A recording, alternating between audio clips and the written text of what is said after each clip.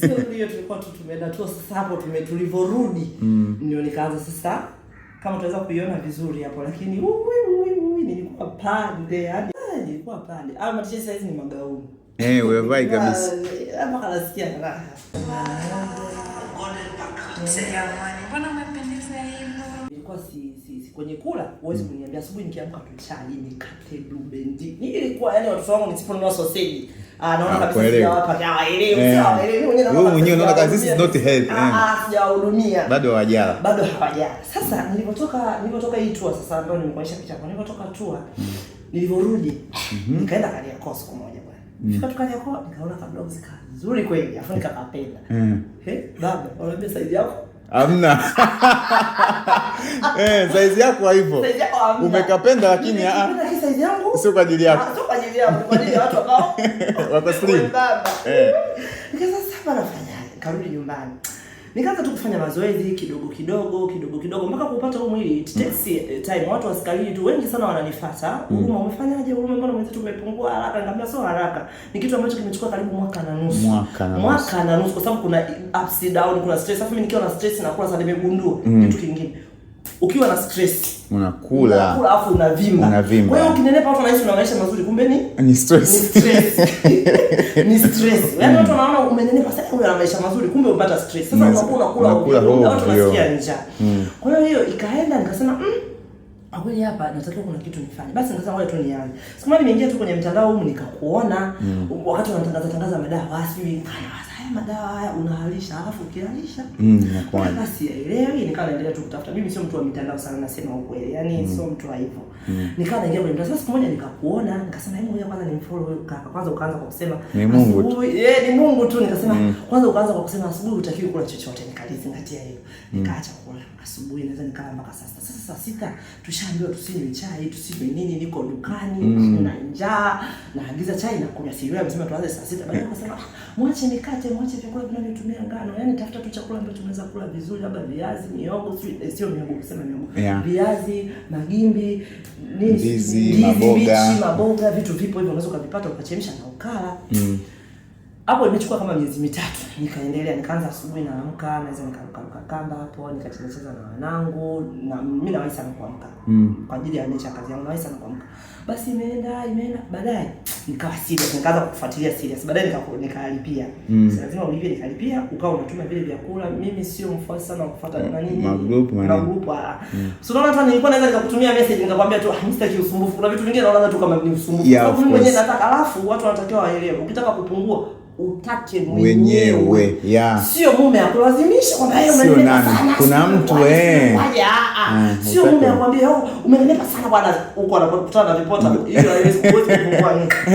Yaani ile itoke ndani. Sasa mimi hii ilitoka ndani yangu kabisa, nikataka kabisa nipunguze mwili, niwe na mwili mzuri ambao naweza nikavaa nguo yote na nikapendeza. Sawa. Kwa hiyo nikaanza naendelea, nikaanza kufunga.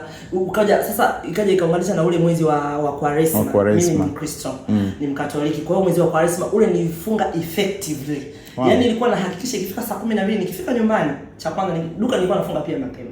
Kwa hiyo nilikuwa nikifika nilikuwa nimeshawaambia wateja wangu, jamani duka mimi nitakuwa nafunga mapema. So kama mnakuja njoeni. Kwa sababu hata mume wangu sasa ilibidi aanze kufuata ile. Unafuata wewe. Sawa. Sasa yeye sikutaka kumdisappoint, nilitaka na yeye twende pamoja. Japo yeye hizo diet watu wa mitandao hawaamini sana. Kabisa. Wanaume sisi ni wabishi kwa namna fulani. Kwa hiyo sasa nikawa naenda naye taratibu.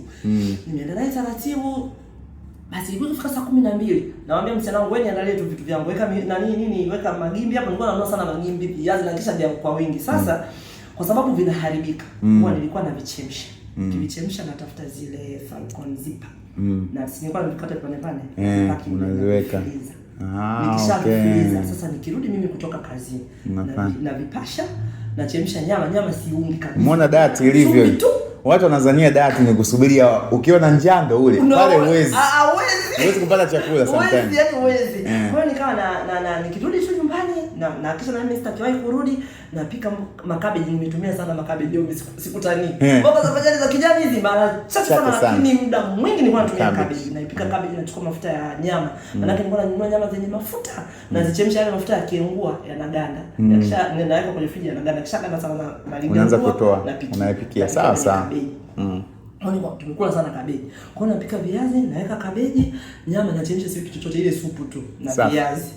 Tunakula. Alafu kila hivyo watu wanatakiwa waelewe. Ukishakula huo mlo umechemsha nyama ambayo hujaiunga umeweka chumvi tu, alafu ukaja ukala na viazi, ukala na makabeji. Ukishakula hivyo huwezi kusikia njaa. Usikie njaa. Kwa hiyo tukikula saa 12 asubuhi nikiamka najikuta nimeamka bado nimeshiba.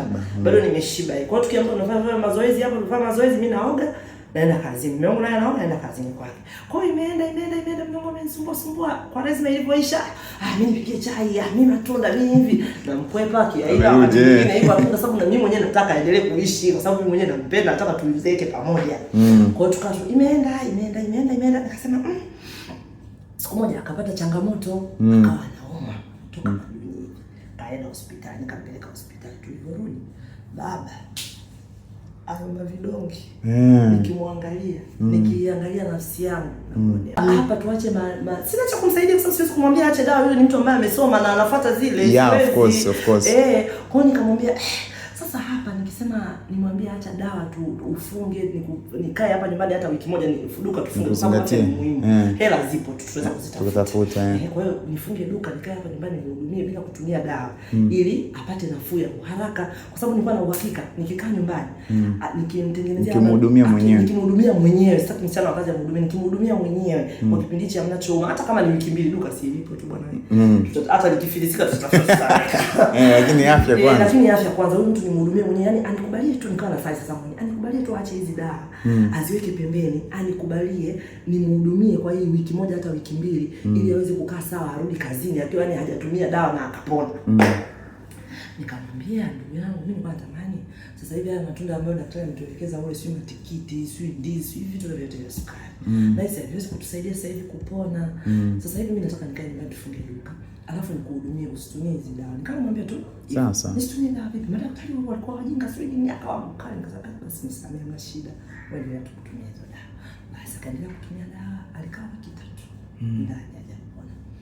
Basi baadaye lakini sasa nikawa najitahidi sasa hata kama anatumia dawa nikawa najitahidi matunda si anayang'ang'ania nikawa namwachia lakini kwenye chakula kile tu chakula nikawa nazingatia naenda namnunulia magimbi nachemsha magimbi samaki namchemsha namwekea labda mboga za majani nampa anakula wakati mwingine namwambia twende tukatembea tunatembea tunazunguka tunarudi kuna vitu wakati mwingine vilisimama ili niweze tu kuwa naye karibu muone na yeye anapata sasa ile wali sio ugali nikavitoa pembeni kabisa kusema hivi nina hamu ya wali nipikie nitapikia yani subiri kwanza kuna magimbi jana ya pilau njoo tumalizie kwanza ataharibika kwenye friji ili kidogo siku ziende siku nyingine nanunua tu korosho natengeneza vikorosho kanua na karanga naweka sasa nikiwa nampa kile chakula naweza kwanza una njaa nitafuna kwanza vikorosho hivyo wakati tunaangalia nini cha kufanya ninaingia jikoni hapo nitazugazuga ili mali tu muda uvute kwa hiyo nikawa nahakikisha yani paka anakula yani mlo wa kwanza anakula saa 6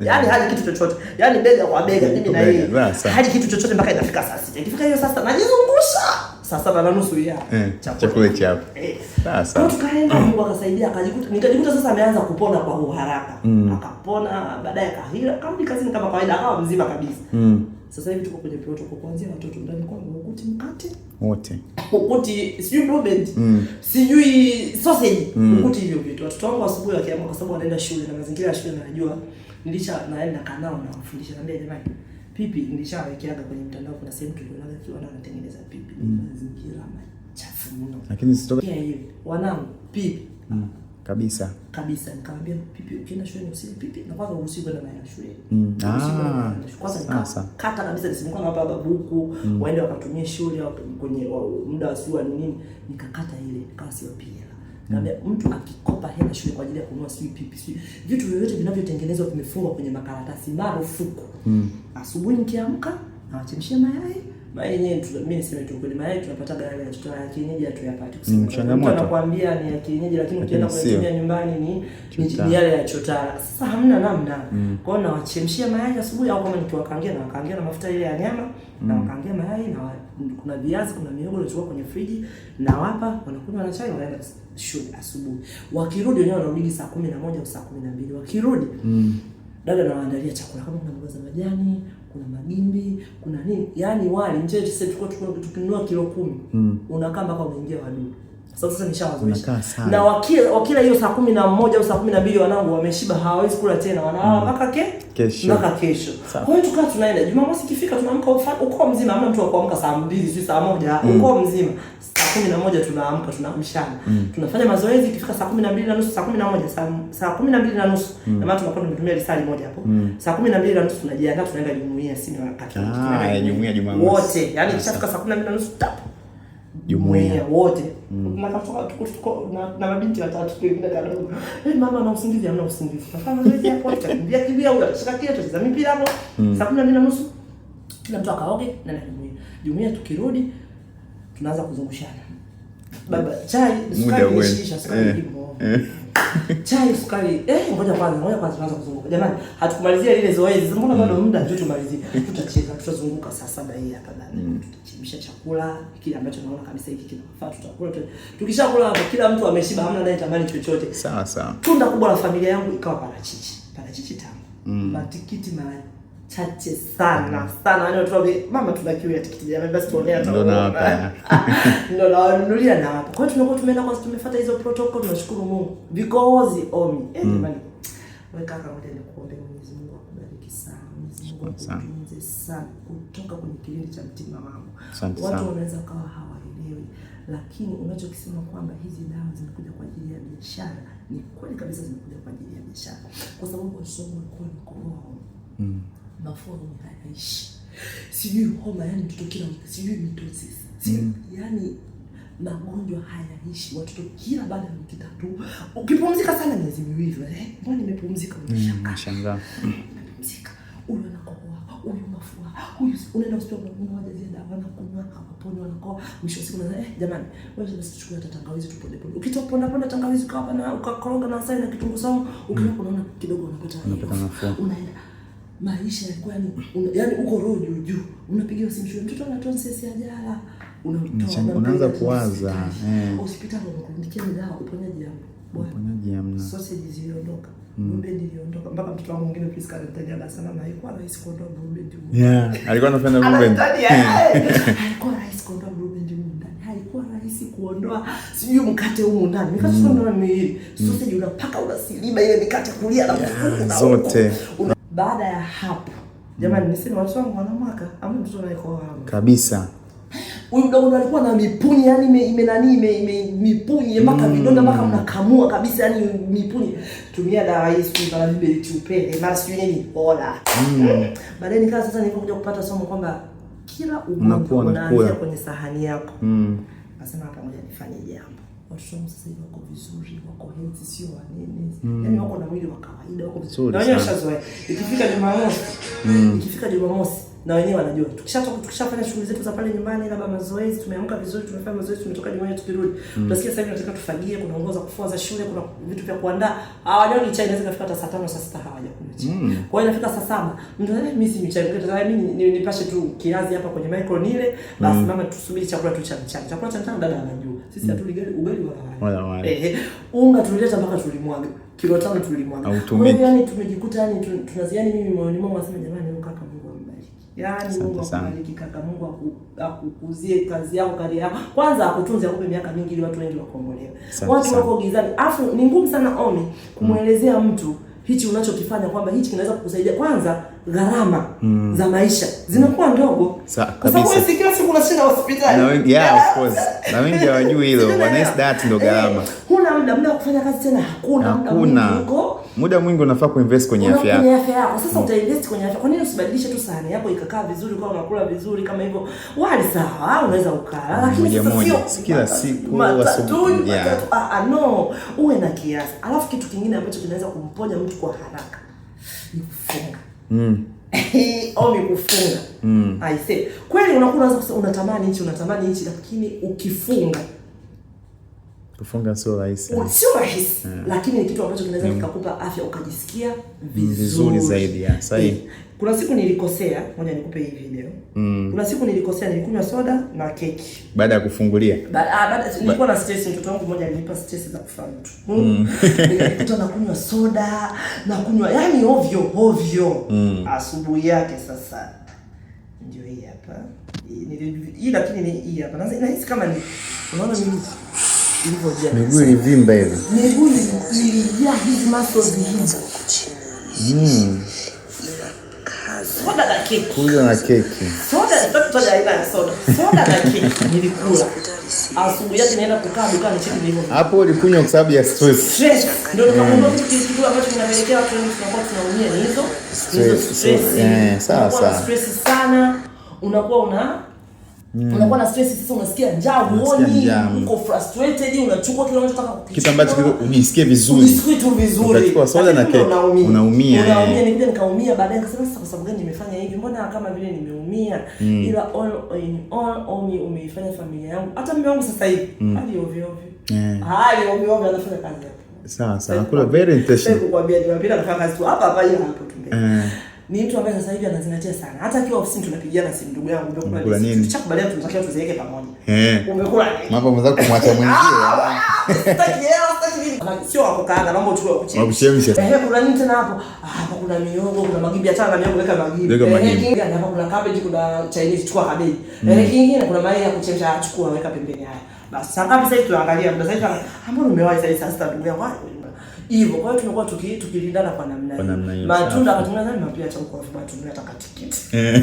Akaongea imezidi bwana. Acha watu nataka tikiti ndio sana shida nono. Lakini mimi nakwepa sana. Yaani hata kama nakula lakini naepuka sana. Naepuka sana. Najitahidi sana kuepuka sana matunda ya sukari. Matunda yangu makubwa ambayo nakula kila kukicha. Parachichi. Yaani mimi haijawahi kupita siku zile kwenye mlo wangu kwa parachichi likosekane. Mazangu nakula tu na chichi sana, lakini parachichi kwenye ikipita siku moja na sisi najisikia ndio kama sijala kitu of course. Sio parachichi ushibi. All mimi sikucheleshi kwenye mambo yako.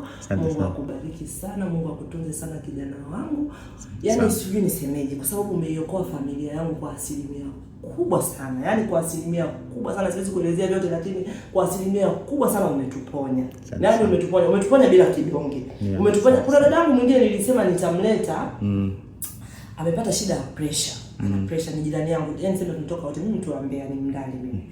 Tunatoka wote sehemu moja, tulikutana huko Dar es Salaam tukiwa tumepanga eneo moja, alafu wote ni Mbeya. Yaani tumetoka Mbeya. Sio Mbeya mdomo. Tumetoka mkoa Mbeya. Ndio nataka niulize Mbeya kuna kabila lingine linaitwa Wandali? Mndani mimi. Nikajua Wanyakyusa tu. Hamna, kuna Wasafu, kuna Wandali, ila Wanyakyusa ndio iliyobeba Mbeya. Ndio sawa. Kama unasema Wakuria, sio wako Msoma. Wako Mayamsa. Ila kuna makabila mengine madogo ambayo hayako na tisi. Kwa hiyo nikaa siku moja nikamwelezea, nikamwambia dada, mimi mwenyewe nilipata changamoto, nilivimba miguu. Lakini kuvimba miguu najua nilianzia kwa sababu kuna siku nilipata stress nikali, nimekula hiki. Ila kuna huyu kaka dada, sasa haya mavidonge waliokurudikia haya hautamaliza, ni mengi. Alafu ni muendelezo, wamemwambia zaidi ya miezi 6. Unatakiwa unywe hizo dawa. Nikamwambia natamani kama ungepata muda. Kwa sababu sio hii ni afya, sichezi na afya yako, sema na moyo wako. Ukikuta unaweza nikakupeleka kwa huyo kaka. Naomba nikakupeleke ili akupe maelekezo. Utamlipa kwanza hizo gharama unazotumia huko ni kubwa kuliko hata yeye. Utaongea naye, utamuelezea tatizo lako, hata kuambia uache dawa. Ataweza kukuambia uendelee na dawa, lakini wakati unaendelea na dawa atakupa process zingine ambazo kufix.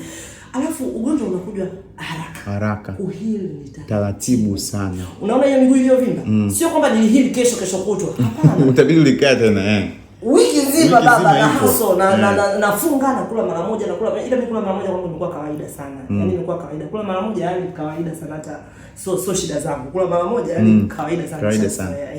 Kwa hiyo nikamuelekeza akasema kwa sababu yeye ni lecturer, ana PhD, mtu mkubwa tu. Yuko UNISM pale. Naambia ukipata nafasi dada wewe nitafute, nipeleke. Anakuunganisha na huyo kaka, twende ukaongee naye. Kama itakusaidia wewe utaangalia. Ukiona inakusaidia utaendelea. Ukiona haikusaidii utaendelea. Na ratiba zako dada. Afya. Alafu kitu hicho ni imani. Ni imani. Usipoamini ngumu sana. Usipoamini ngumu sana. Kwa hiyo wengine imani yake dawa za hospitali ndio zitanisaidia. Vipi?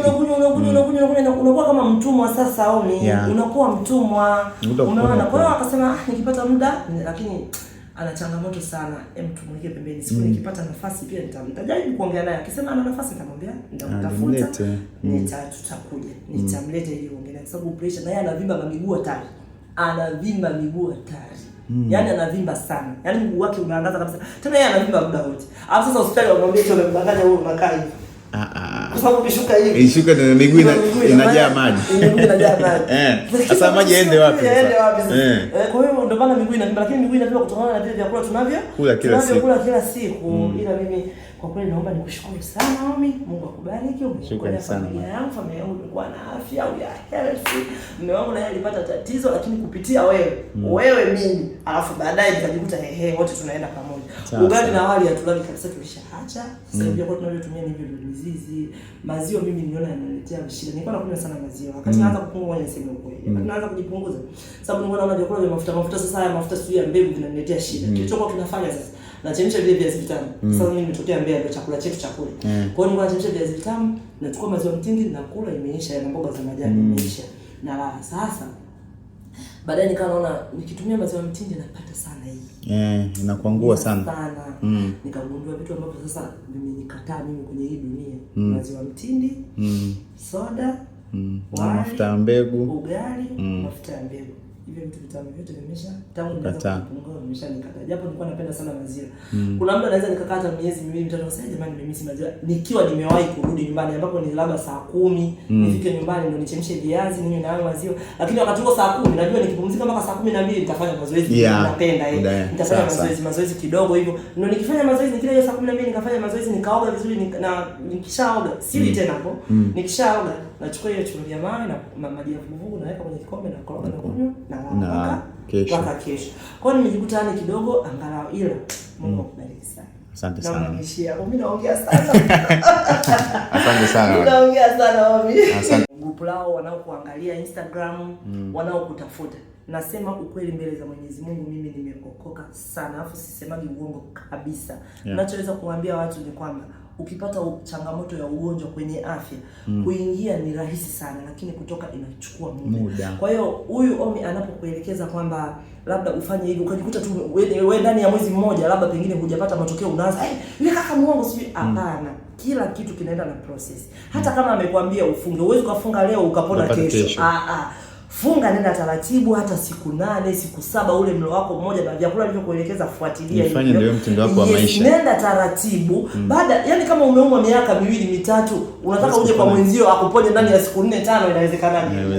Haiwezekani. Kila kitu jamani kinaenda na muda. Jipe muda. Kwamba nimemfuatilia huyu kaka, ngoja nijipe muda. Kama ni vyakula vilivyokuambia uache kula, acha kula. Kama ni kufuata process zile za vyakula vilivyokuwekea, wewe vifuatilie hivyo kula. Yani ufuatilie na uende taratibu, usiwe na haraka, kwa sababu hata kwenye ugonjwa umekaa muda mrefu, umetumia za dawa za hospitali muda mrefu, haujapona. Sasa kama haujapona, umehamia upande huu, njoo upande huu, lakini uende taratibu. Mimi naonaga comments nyingi sana, kaka sio hivi. Mimi nimefanya hivi karibu mwezi mzima sijapona. Ulianza kuumwa lini? Nenda na process, nenda taratibu. Mungu mwenyewe huku kimuomba Mungu, kwa sababu mwenye yetu kubwa ni Mungu. Yeye sio Mungu, yeye ni mtu tu ambaye amepewa maarifa na Mwenyezi Mungu, anayatumia kuya present kwetu. Sasa anapoya present kwetu, wewe huku endelea kumuomba Mungu, endelea kufuata vile ambavyo unaelekezwa na huyu kaka. Mwisho wa siku Mungu atakupatia uponyaji. Mimi naamini. Watu wa pressure ni wengi, watu wenye kisukari ni wengi, watu wenye kansa ni wengi. Kwenye mitandao kila mtu anasema la kwake. Chagua mtu mmoja ambaye unamwamini, sio unamshika huyu mara umeingia kwa huyu mara umeingia kwa huyu. Hapana. Kuna dada mmoja mtaje jina kwenye mtandao alisema kuna dawa za kupunguza nyama za mikono. Mimi nilikuwa na mkono, unakumbuka? Mimi nilikuwa na mkono. Ngoja nikuonyeshe huo mkono. Wewe naachaje kuonyesha huo? Nitaondoka bila kuonyesha huo mkono. Mimi nilikuwa na mkono. Nilikuwa na mkono. Yesu wangu nilikuwa na mkono hilo. Eti mtu anakuambia hivi, kuna dawa za kupunguza mkono tu. Kweli? Hamna kitu kama hicho. Hamna kitu kama hicho, msidanganyike. Hamna kitu cha kupunguza mkono. Jamani, natafuta picha. Hamna kitu kama hicho cha kusema eti utapungua mkono tu. Uongo. Issue ilianzia hapa, ngoja nikuonyeshe sura yangu. Usiweke pale baya. Sasa huu mkono huu waonyeshe watu wasijidanganye bwana. Mkono sipi hapa. Picha zangu za zamani. Hapa. Ona hivi mkono. Aise. Muona mkono? Afu angalia huko. Na hapa nafanya mazoezi na nyama hazijashuka, unaona? Unaona? Unaona? Alafu mtu anaamka asubuhi, anataka mimi mwaka na nusu nadhani naenda mwaka kama na miezi 8 sijui. Mwaka unafanya mazoezi. Mwaka nafanya mazoezi naenda taratibu. Kila kitu utakwamba kila kitu uende taratibu. Ujipe muda. Ujipe muda. Sio useme tu ndani ya mwezi mmoja, miezi miwili. Hapana, kila mtu na nature yake. Mimi kama mimi nilikuwa na kilo 103. 103, something 103. Sasa hivi nimebakiza kilo 75. Na ninataka kubaki hapo. Yaani baki hapo. Sitaki kuongezeka wala sitaki kupungua zaidi ya hapo. Na nataka kuwa chini kwa kile kilo 78 kushuka chini. Kiuno. Jamani, natamani ningekuja hata na mambo. Yaani kuna mambo mengine ya pesa hii. Tulikuwa tunafanya mimi. Mambo yangu haya. Watu wajipe muda wao. Wasiende wasiharakishe. Wasiharakishe, usiwe na haraka, jipe muda. Jipe muda, omba Mungu, funga. Yaani kinachowezekana kufanya kwa ajili ya afya yako, fanya vile ambavyo vinatakiwa uvie. Kwa sababu mwisho siku unatafuta hela kwa ajili ya nini? Kwa ajili ya nini? Si unatafuta hela ili uishi vizuri. Sasa kama unaishi vizuri, si nunua nyama nyingi. Kula. Mayai mengi kula. Nini? Nunua mboga za majani nzuri, nunua samaki wengi kula. Weka dagaa ndani wazuri kula. Sasa unataka eti unasema kula vizuri sio wali na ugali. Sio sausage. Sasa wewe unasema mama haikuwa rahisi. Kuondoa sausage. Wacha sasa yuko ndani. Haikuwa rahisi. Hongera sana madam. Aisee, Mungu akubariki. Tumbo hamna. Umepungua sana madam. Hamna tumbo. Hongera sana. Na hapa sitaki kunywa chai. Yaani kuna wakati nikijiangalia kwenye kioo hivi rekodi hapo. Kuna wakati nikijiangalia kwenye kioo hivi. Sitamani kuwa.